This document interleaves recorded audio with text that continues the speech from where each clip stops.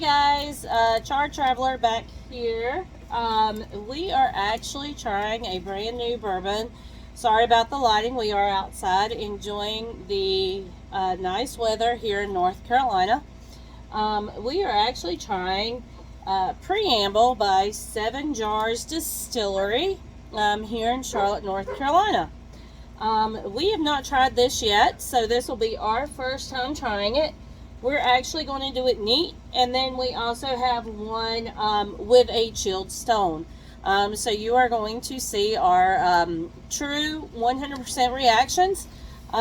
So here goes. I think we're going to do neat first, and then we'll do the chilled stone. Cheers. Got a nice light nose. That smells good. It does. It's got a really nice nose to it. Almost a little buttery. A little bit of vanilla to the nose. This one is aged. It says aged over 2 years. So that could be 2 years, 1 month. That could be 4 years, 2.5 years. Who knows? It's just over 2 years. But it is a local distillery here in Charlotte. They'd asked us to try it. Give us our honest opinion. And I told them we would give them an honest opinion.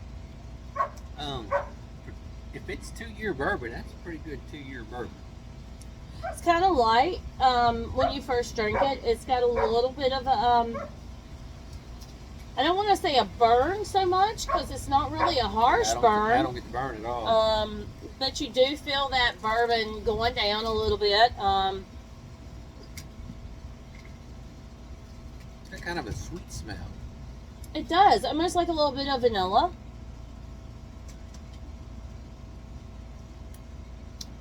Actually, a very, very nice flavor overall. Yeah, kind of easy drinking bourbon.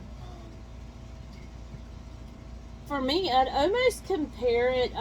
It's not quite as sweet as Buffalo Trace to me. Oh, definitely not sweet as Buffalo. To me, Buffalo Trace is very sweet. I don't think it's as sweet as Buffalo Not that there's Trace. anything wrong with that. It's good. I like Buffalo Trace. It's a good, easy drinking bourbon. Or But as we do in my house, it's a good marinating bourbon. it is a very, it's a very easy drinking bourbon. Yeah, not too bad. Definitely got that sweet flavor that I recognize. I can't put my finger on it. Almost a little bit of maybe an orange zest to it. There you go. That's it. That's what I was looking for. It's kind of got a orange zest in it. I won't say it's. I won't say it's. It doesn't. It's not it's overly. It's not citrusy like you would be drinking something that's got orange in it. Yeah, you But don't. it's It's got not. that zest flavor in it. So, It's yeah, not overly orange or anything, but it's got a little bit of a zest to it. Not too bad. Not too bad. And again, we apologize for the lighting because it is. After all the hurricanes and stuff we've had up through here, it's kind of a bright day here in October, so try a little chill and see if this opens Definitely changes the nose on it a little. up. Yeah. I actually like the nose better without the stone. Yeah, it kind of blends or mellows it down a little bit with the cold stone in it.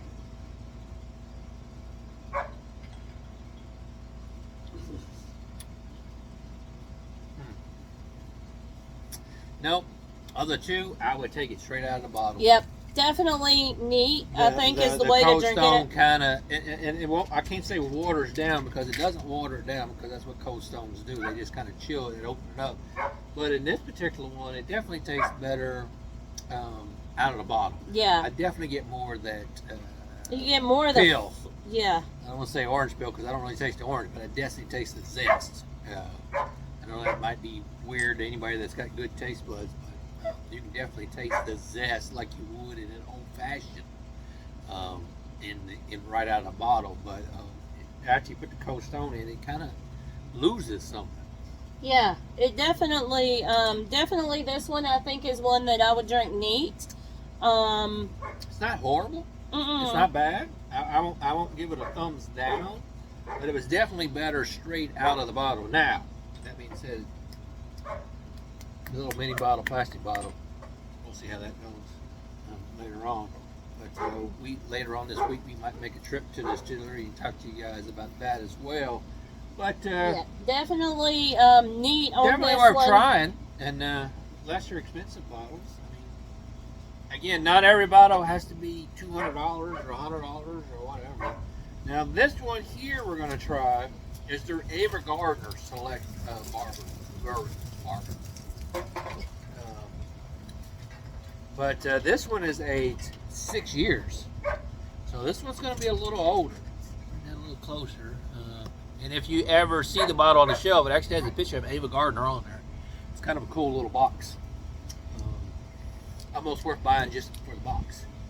Do you want me to rinse those, or are you okay? Maybe we'll why don't we pause it, get a little bit of water, rinse them out, and then come back. We're going to pause you guys for just a minute, and we'll be right back. All right, welcome back. Pardon us for the pause. And if you hear barking from down there, that's our boy Tank. He's a big old boy, and he likes to participate. So he's a little upset that he's not participating. Again, this is the Ava Gardner Select Bourbon that they call it, from 7 jars. It's, again, local here in Charlotte. Now this one is aged 6 years. This is their second edition. I like the packaging. I haven't bought the bourbon yet because I wanted to taste it first, but I do like the packaging in there, and it's a reasonably priced packaging. So we've tried the 2-year plus, which it could be 2 years, could be 2 year 1 month, could be 3, 4, whatever. Who knows? Again, bourbon doesn't have to be aged at all, but until you get 2 to 4 years, you're usually not even talking about decent drinking bourbon, but it's okay. So this one I'm going to try, and again, I think we start with the straight out of the bottle again first, and we'll see how that compares to the last one. And again, guys, we are doing this completely blind. We've never had this. Now, they did bring us the mini bottles to try, so this is definitely a local distillery that we've been interested in. Oh, this has got a really nice nose. And I have met the owner, founder, and he, if y'all do make a trip to him, and we'll talk about it when we do, we're going to try to go to his distillery this week, but he does have some little bit of family interesting stories here in North Carolina, so definitely something you might want to check out. Just take the tour, but we'll comment about that later.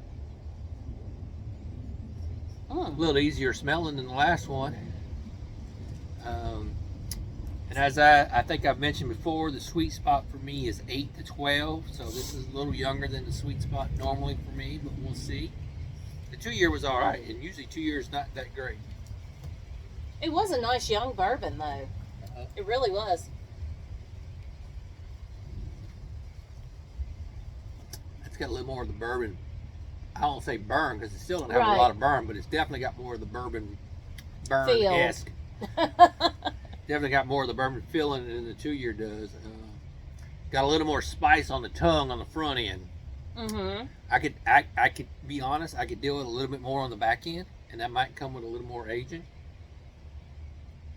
And of course, you know, Kentucky bourbon, you got a lot more weather changes than you do here in North Carolina. North Carolina, it's like it's hot, it's cold, and then it's hot again. You don't get a lot of in between, and not a lot of cold. It's mostly hot. I'm getting a spice in there, but that I can't put my finger on. Let's take a little swallow there. Get a little in the nose, which you can taste that. So that's got a little more of your normal bourbon attributes. I've definitely tasted a lot worse bourbon in my life, but we'll see. You ready to try it with a stone and see if it makes a difference? There's definitely a spice in there that I'm getting on the back of my throat that I can't quite put my finger on. And again, as I said before, I can tell you what's good, what's not good. She can tell you what it tastes like. Yeah, the stone's definitely mellowing down the nose a lot on both of these. This one's a lot easier to drink with a stone. It's more of your sitting down, just going to sip and drink type bourbon with the stone in it. It does. I still think this stone takes away, like in some of the bourbons we talked about, where the stone opens up the flavors. I think the stone in these kind of takes it away. The flavors. It mutes the flavor. Yeah, definitely.